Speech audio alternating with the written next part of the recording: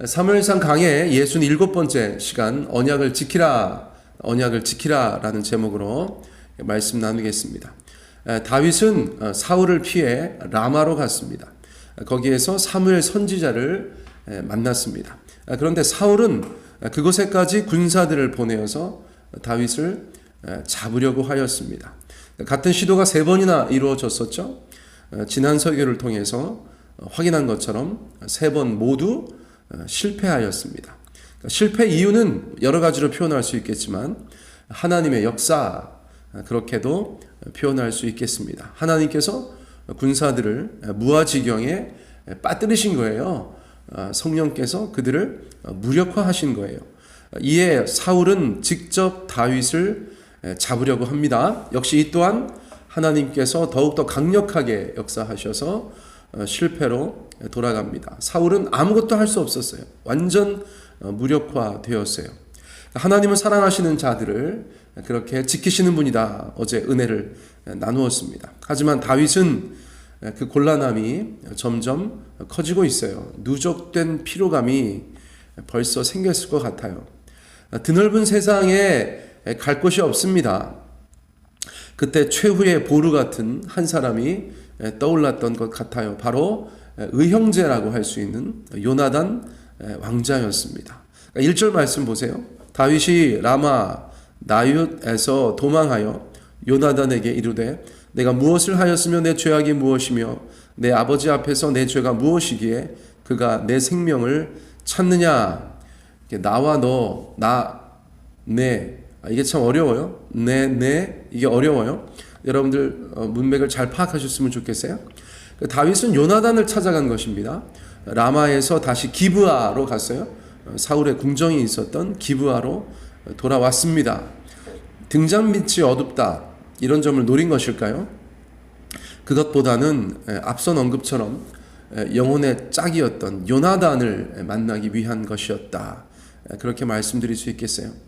다윗은 요나단에게 자신의 결백을 강력하게 주장합니다. 내가 무엇을 하였느냐? 내 죄악이 무엇이냐? 왕은 왜 내 생명을 찾느냐? 왜 나를 죽이려고 하느냐? 그렇게 하소연하죠. 이 말들 속에는 다윗의 답답한 심경이 고스란히 담겨져 있습니다. 내가 무엇을 하였느냐? 내 죄악이 무엇이냐? 왕은 왜 내 생명을 찾느냐? 2절로 가볼까요? 요나단이 그에게 이르되 결단코 아니라 네가 죽지 아니하리라. 내 아버지께서 크고 작은 일을 내게 알리지 아니하고는 행하지 아니하나니 내 아버지께서 어찌하여 이 일을 내게 숨기리요? 그렇지 아니하니라.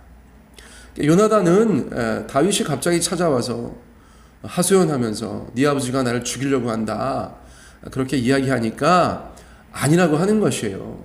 아니라고 합니다. 요나단은 결단코라는 표현도 씁니다. 결단코 아니라 네가 뭔가 큰 오해를 하고 있구나. 요나단은 그렇게 말하는 것이에요. 그런 표현을 쓰면서 너는 절대 죽지 않는다라고 호언장담을 하고 있습니다. 요나단 나름대로 자신의 근거가 있는 것 같죠. 그렇지 않고서는 이렇게 호언장담을 할 수 없죠. 강하게 부인할 수가 없습니다. 요나단은 그런 일이 있다면 자신이 모를 리 없다, 그런 생각을 하고 있는 것 같아요. 지난 18장에서 아버지를 설득한 경험도 있었기 때문에 그렇게 자신하고 있었던 것 같기도 합니다. 아무튼 요나단은 아버지 사울로부터 다윗을 보호할 수 있다고 스스로 확신하고 있었던 것 같아요. 하지만 다윗은 요나단의 이러한 상황 인식, 또 자신감, 이러한 것에 동의하지 못합니다. 3절 말씀 보세요. 다윗이 또 맹세하여 이르되 내가 내게 은혜 받은 줄을 내 아버지께서 밝히 알고 스스로 이르기를 요나단이 슬퍼할까 두려운즉 그에게 이것을 알리지 아니하리라 함이니라. 그러나 진실로 여호와의 살아계심과 내 생명을 두고 맹세하노니 나와 죽음의 사이는 한 걸음 뿐이니라. 다윗의 이해는 이것이죠. 사울이 요나단에게 말하지 않는 이유는 너무나 분명하다는 것이에요. 얼마든지 있겠지만 그 중에 가장 분명한 것은 요나단과 다윗이 가까운 사이이기 때문에, 요나단이 다윗을 아끼고 사랑하는 줄 알기 때문에 요나단 네 생각해서 너한테 말하지 않고 나를 은밀하게 없애려고 하는 거야. 그렇게 말한 것이죠. 일리가 있는 말이죠. 일리가 있는 말입니다. 그리고 이어서 아직 상황 파악을 못하고 있는 요나단에게 아주 강하게 호소합니다. 진실로 여호와의 살아계심과 너의 생명을 두고 맹세한다. 이렇게 이야기하였어요.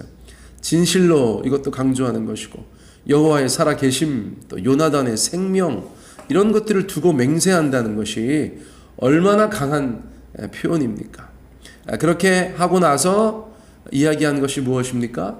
나와 죽음의 사이는 한 걸음 뿐이니라. 제가 고등학교 때 성경 읽으면서 요 말씀에 밑줄 걷던 기억이 나는데, 그때 왜 그랬는지 몰라요. 나와 죽음의 사이가 한 걸음 뿐이니라.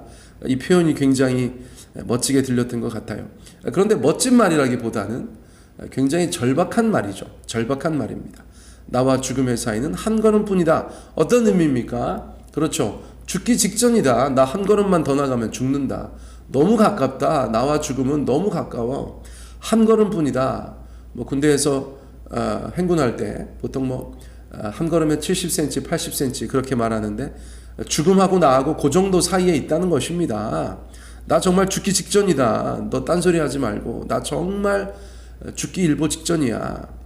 날 좀 도와줘. 그렇게 호소하고 있는 것이죠. 이렇게까지 말하니까 진실로 여호와의 살아계심과 내 생명을 두고 맹세하노니 나와 죽음의 사이는 한 걸음이다. 그렇게 말하니까 요나단은 다윗의 그 절박함을 이제 받아들이게 되는 것이죠. 태세가 전환되죠. 요나단이 약간 언행이 달라집니다. 자, 4절 말씀 보세요. 요나단이 다윗에게 이르되 내 소원이 무엇이 내 마음의 소원이 무엇이든지 내가 너를 위하여 그것을 이루리라. 이제 소원을 들어주겠다는 거죠. 자기가 힘 닿는 데까지 도와주겠다는 것입니다. 요나단은 다윗을 잘 알았으니까요. 다윗의 표현도 잘 이해했겠죠.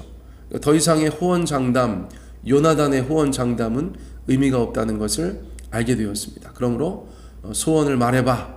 이렇게 제안하는 것이죠.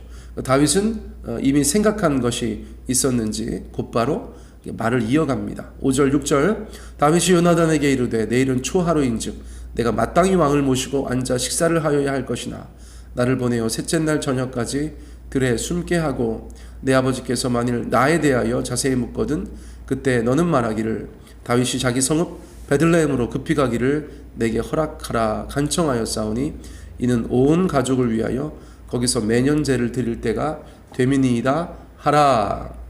그러니까 매년 초하루에 제사를 드리고 가족 식사를 하였던 것 같죠. 사울의 가족들이요.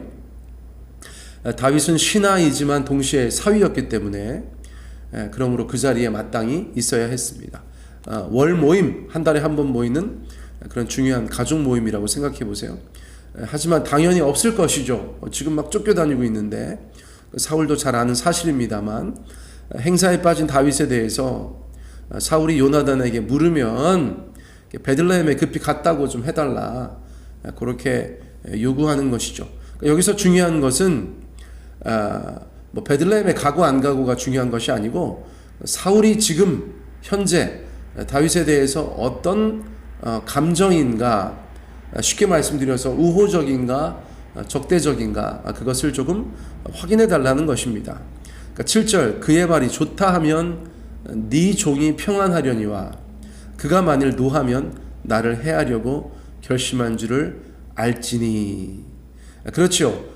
사울이 그래 잘 갔네 이렇게 말하면 다윗은 평안하다는 것입니다. 하지만 그가 도대체 이게 무슨 일이야? 이게 무슨 말이야? 왜 여기 안 오고 거기 갔어? 이렇게 하면 적대적이라는 것이죠. 다윗을 해하려고 결심한 것이다. 여전히 좋지 않은 감정을 가지고 있는 것이다. 그렇게 판단할 수 있다는 것입니다. 그래서 다윗은 요나단에게 그것을 확인해 달라고 말한 것이죠. 그러면서 조금은 특이한 말을 합니다. 8절 그런즉 바라건대 네 종에게 인자하게 행하라. 네가 네 종에게 여호와 앞에서 너와 맹약하게 하였음이니라. 그러나 내게 죄악이 있으면 네가 친히 나를 죽이라. 나는 나를 네 아버지에게로 데려갈 이유가 무엇이냐 하니라. 이 한국말이니까요. 이스라엘 사람들이 정확하게 어떻게 말했는지 저희가 어감까지 알 수는 없잖아요. 그렇죠? 알 수는 없는데 이 내용을 보세요. 내용을. 그런즉 바라건대 네 종에게 인자하게 행하라 이렇게 얘기했어요. 처음에는 도대체 무슨 종인가 이런 생각이 들죠. 네 종이 누굽니까? 다윗이죠. 다윗입니다. 그렇게 표현한 것이에요. 왕자 앞에서 왕의 부마가 그렇죠? 자기보다 어쨌거나 윗사람이고 다윗은 아랫사람이니까 요나단에게 다윗을 내 종 이렇게 표현한 것입니다. 너의 종 이렇게 표현한 것이에요. 그 너의 종에게 어떻게 하라고요? 인자하게 행하라 이렇게 말했어요. 인자하게 행하라. 나한테 인자하게 행하라. 헤세드를 실천하라 이런 뜻입니다. 헤세드를 실천하라. 헤세드라는 말은 지난번에 룻기 설교할 때 자세하게 여러 차례 말씀드렸는데 아무튼 구약 성서에 나오는 온갖 좋은 말을 다 갖다가 합해 놓은 말이 헤세드예요. 사랑과 자비, 인애와 긍휼, 기타 등등 온갖 좋은 하나님의 성품을 다 가져다가 묶어 놓은 것이 헤세드라고 할 수 있겠어요. 그러므로 나에게 헤세드를 행하라 이렇게 요구한 것입니다. 다윗은 요나단에게 그렇게 당당하게 요구했다는 것이에요. 너무나 당당해요. 네 종한테 헤세드를 행하라 이렇게 이야기하는 것입니다. 어떻게 그럴 수 있었을까요? 친하니까 저희는 그렇게만 생각하게 된다는 것입니다. 그런데 다윗이 그 다음에 뭐라고 말했어요? 네가 네 종에게 여호와 앞에서 너와 맹약하게 하였음이니라. 맹약하게 하였음이니라. 너와 내가 요나단 형님 당신과 내가 나와 당신이 여호와 앞에서 맹약하였기 때문입니다. 이렇게 말하는 것이죠. 맹약하였기 때문이다. 서로 맹세하고 언약하였기 때문이다. 그런 일이 언제 있었죠? 18장 3절 기억나세요? 요나단은 다윗을 자기 생명같이 사랑하여 더불어 언약을 맺었으며 서로 의형제를 맺은 것도 맞고 서로 언약을 맺어서 서로 인생 가운데 돕고 도우며 그렇게 살자 언약을 했던 것 같죠. 그러니까 이스라엘 문화권에서는 더불어 언약하는 것은 반드시 지켜져야 하는 것이었어요. 하나님과 그 백성의 관계도 언약에 기초한 것이고 사람과 사람 사이에 언약을 맺으면 목숨을 걸고 지켜야 했습니다. 그래서 다윗이 요나단에게 이처럼 당당하게 요구할 수 있었던 것이에요. 우리는 언약 관계다. 그러므로 내가 요구하는 거 들어주고 그리고 나한테 헤세드를 실천하세요. 그렇게 얘기했다는 것이죠. 하나님과의 언약에 충실한 사람이라면 하나님께 당당히 요구할 수 있는 이유가 바로 그것이에요. 우리가 하나님과 언약 관계에 있다면 내가 하나님의 백성으로 살아간다면 하나님은 내게 하나님 노릇을 해주실 의무와 책임이 있기 때문입니다. 자, 어떤 의미인지 아시겠죠? 하나님, 제가 하나님의 백성으로 이 땅 가운데 살아가고 있는데 하나님께서 이런 것을 해주신다고 하셨죠. 주님 저한테 이렇게 해주세요. 도와주세요. 그렇게 말할 수 있다는 것입니다. 또 사람과의 언약에 충실한 사람이라면 서로 간에 당당히 요구할 수도 있겠죠. 그것이 언약이라는 것이에요. 늘 강조하여 말씀드렸지만 하나님은 언약을 맺은 백성에게 언약 안에 신실하시기 위해서 최선을 다하신다는 거예요. 그 백성을 사랑하시고 인도하시고 보호하시고 공급하시는 일을 행하신다는 것이에요. 그러면 그 백성은 역시나 언약 안에서 하나님께 최선을 다해서 성실해야 하는 것이죠. 하나님만 사랑하고 하나님만 예배하고 그분께만 순종해야 하는 것이 바로 성도의 삶, 신앙이라고 하는 것입니다. 사랑하는 성도님들, 우리는 하나님과의 언약에 충실하고 있습니까? 충실하시다면 여러분 하나님 앞에 당당하셔야 되고요. 충실하시다면 하나님께서 우리 가운데 요구하시는 것들도 하나님의 백성으로서 마땅히 순종해야 된다는 것을 기억하셔야 해요. 사람과 사람 사이에도 마찬가지입니다. 오늘날 저희가 사는 한국 사회에서 서로 간에 언약을 맺는다 그렇게 말하진 않지만 약속 가운데 서로 성실하고 신실하고 책임감 있고 의무를 지키는 그런 사람으로서 살아가기 원하고, 특별히 성도 간에 우리가 서로 형제요 자매임을 깨달아 하나님 앞에서 참으로 한 공동체로, 한 가족으로 그렇게 형제요 자매로 서로 돕고 도우며 이 땅 가운데 살아갈 수 있는 그런 사람들이 되었으면 좋겠어요. 다윗과 요나단의 모습을 통하여서 오늘도 하나님의 말씀 함께 나누어 보았습니다. 말씀은 이것으로 마치겠습니다.